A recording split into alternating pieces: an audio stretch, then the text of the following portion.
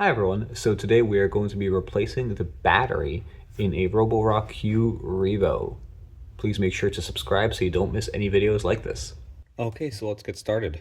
As always, step number one will be to turn off the robot. Turning off. Okay.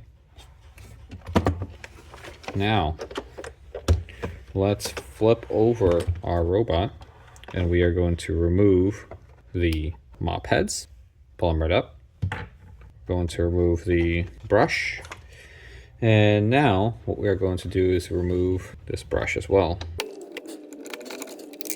Okay, now what we need to do is remove 1, 2, 3, 4, and 5 screws. Keep in mind, one of these screws usually has a little white sticker on it. When you are removing that screw, you will be penetrating through the sticker, which will also be voiding your warranty, so just something to keep in mind. Lift it straight up, and over to the side. Here is your battery. Now, to remove the battery, you simply lift it out. But be careful not to pull it farther than this because this cable is still attached. To remove the cable, okay, there's the little connector in there. What you need to do in order to remove it is to pinch it with your fingers this way.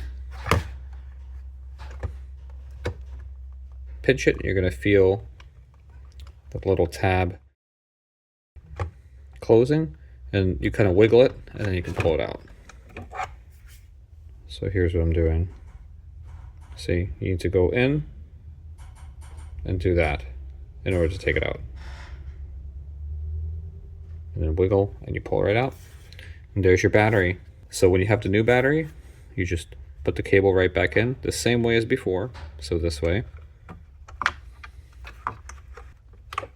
There we go. Make sure to push it down all the way. And then just drop the new battery right back in. And after that, reassemble. That's it. Thanks for watching. If you enjoyed this video, please subscribe and don't forget to leave a comment. Thanks. Bye.